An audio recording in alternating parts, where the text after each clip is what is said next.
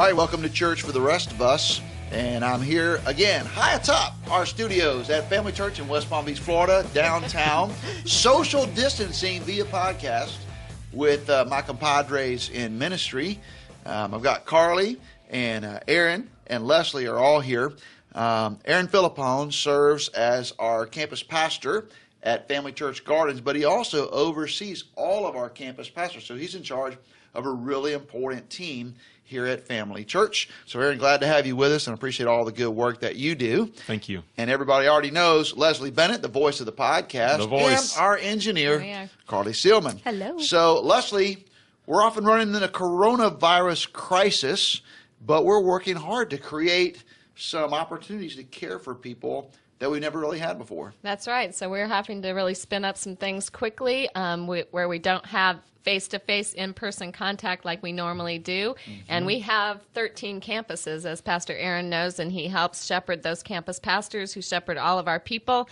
So we're looking at how do we reach out, how do we have contact to people when we're not going to see them on Sunday or Wednesday or in our group on Monday or Thursday. Mm-hmm. So what are we doing? What are we asking our campus pastors and their staff to do during this season? Yeah, well, first of all, what a week it's been, right? I mean, we're all learning a lot, and we have such a high value of touch and interpersonal contact and just being around each other. That's a big deal here at Family Church, and so we're learning a lot. But one of the greatest ways that we can care for the members of Family Church right now is by communicating with them. I think the best thing we can do is pick up the phone, make phone calls, send out text messages.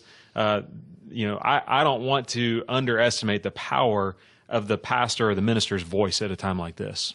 That's so good. And for us in communications, so we're thinking, okay, how are we going to put stuff on the website? How are we going to get everything out on social media? And we're trying to figure that all out. And there's so much to do. There is so much to do. And it's important to prioritize what's immediate, what's urgent, what's important.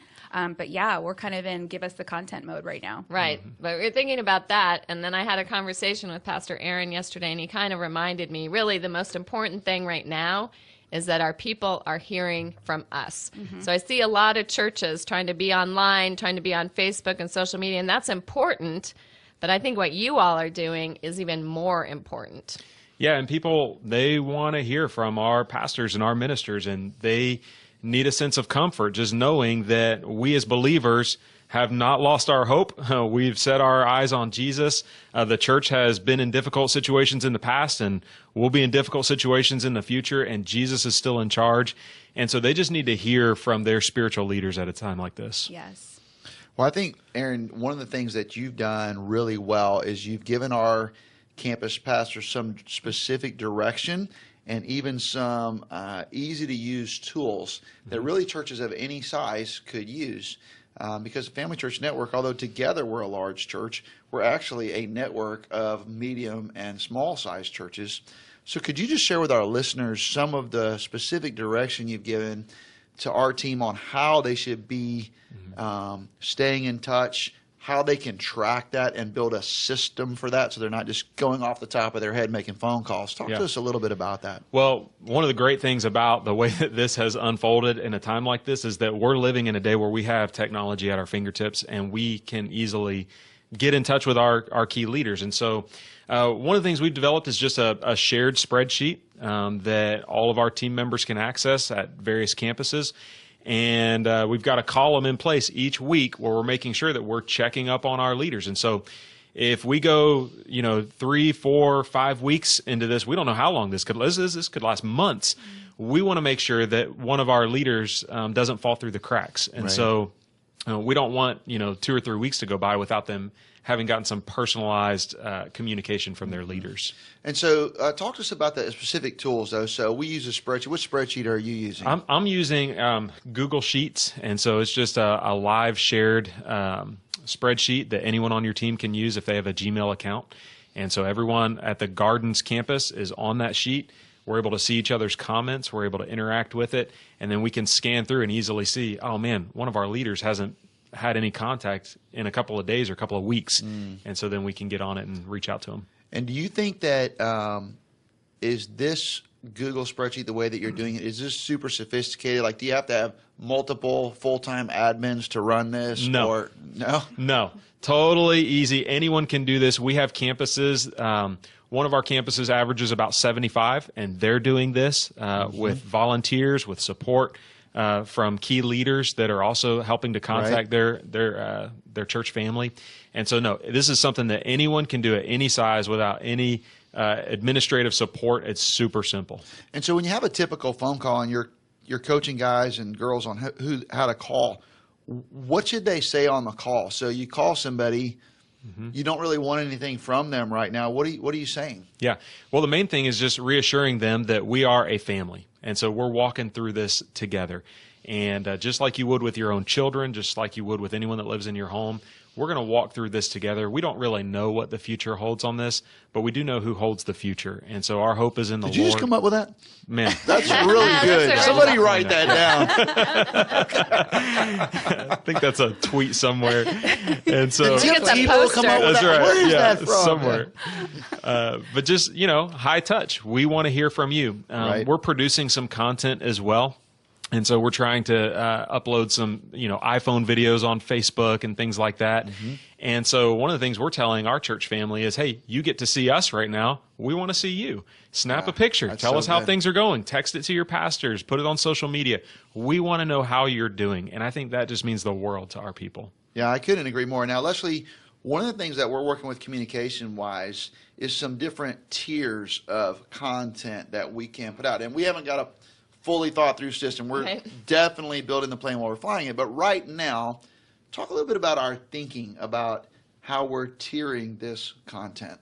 Well, this probably isn't the best word to use, but we are using the word premium content. So we have some content that we're Like putting we're like out. Netflix. That's right. Premium. The good stuff. Okay. So we got some content we're producing. Obviously, we're going to have Sunday morning worship, and part of what we're doing is pointing people to our Sunday morning worship gatherings online now.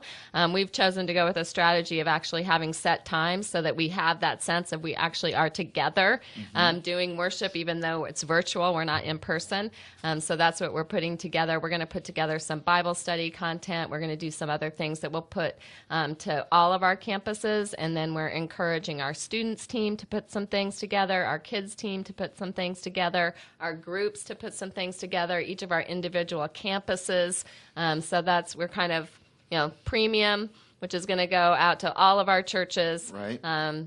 Campus specific, what they can do, and then different ministry areas and those touch points. Exactly. And Carly, one of the things that you've done that I think is really helpful, because our campus pastors, these guys are pastors, they're preachers, they're not social media experts, and they're definitely not video experts, but we're asking them to do basically homemade videos on their phones, and you've developed a set of guidelines for how a campus pastor should actually produce these little 3 and 4 minute videos. Could you just talk a little bit about kind of some of the things we've tried to coach them to do to make it look good?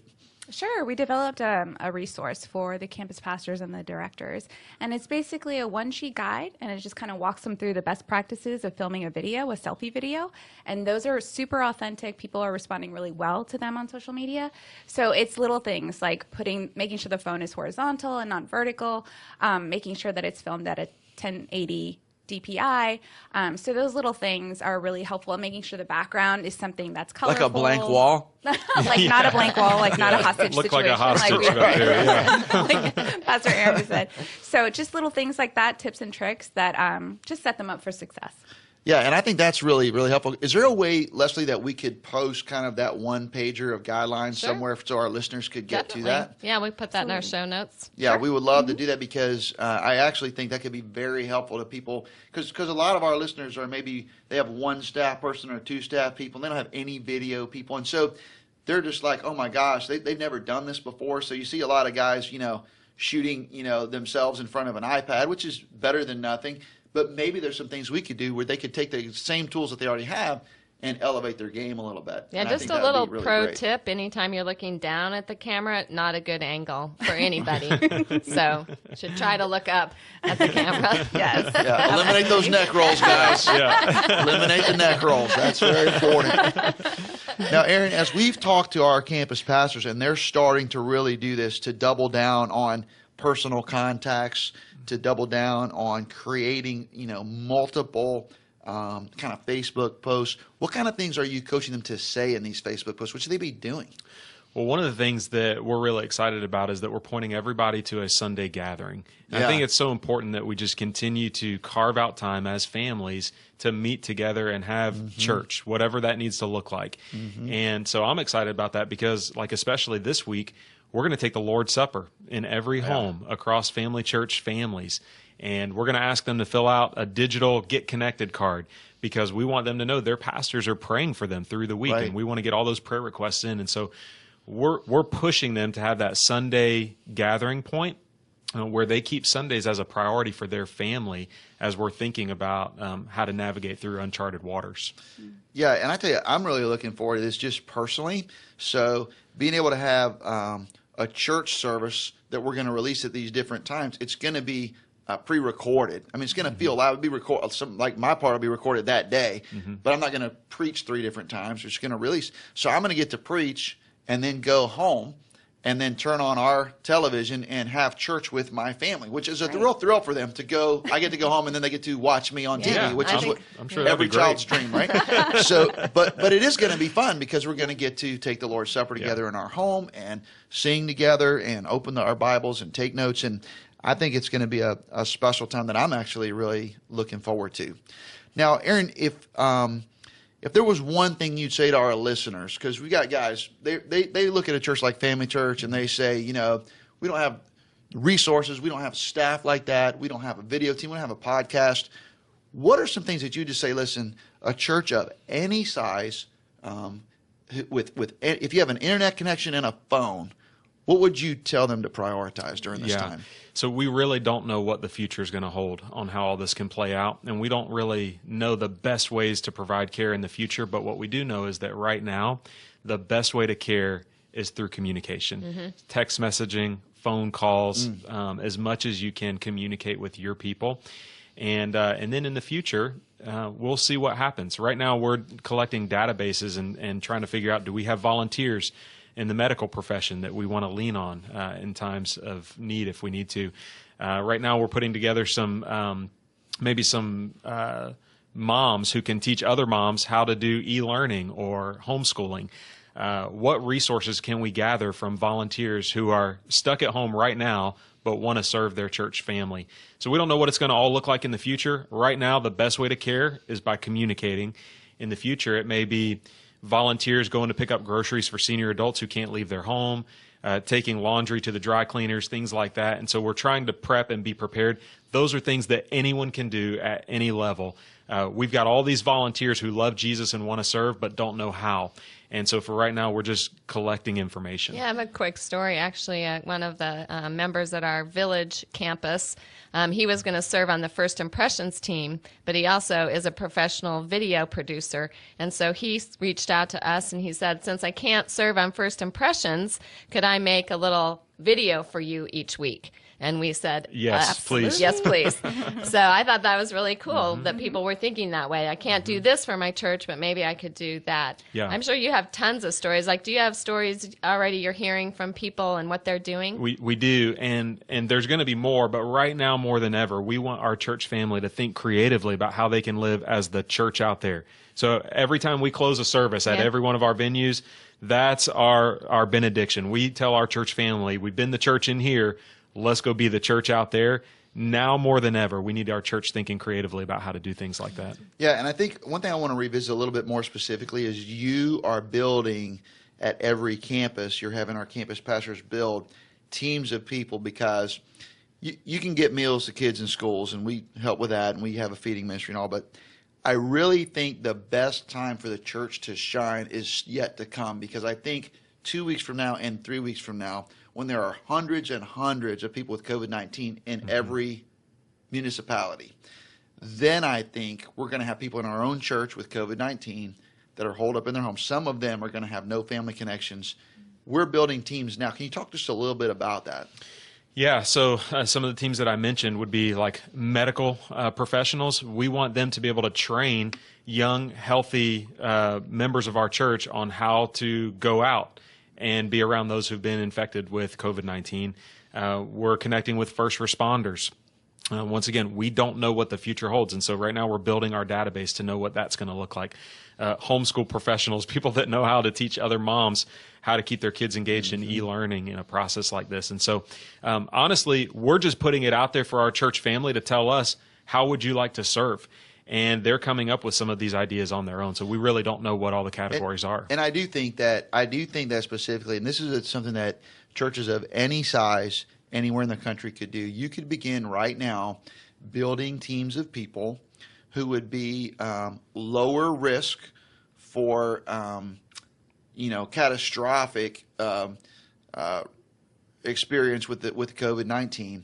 If you could put some teams together, maybe young single people, college kids, whatever, who would be willing, even at some risk to themselves, to go and take prescriptions to someone who has COVID-19, take food to their house, we have do lawn work, whatever. In several of our congregations here in South Florida, we've got several young men who've come out of recovery, the recovery community.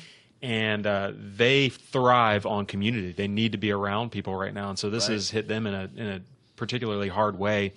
And so those kind of guys will be perfect at running errands for senior adults. And so we're working hard to deploy them when we need to. And these are people who, if they contracted it as a result of their ministry, would be likely to be able to survive that, in a healthy way. We're not talking about people with oxygen senior tanks adults, and emphysema.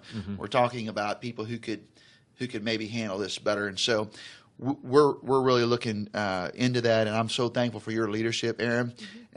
Leslie and Carly, is there anything that you would say to our listeners that would say, if you're going to do something with social media, if you're going to do something, what could churches of any size with any amount of resources be doing?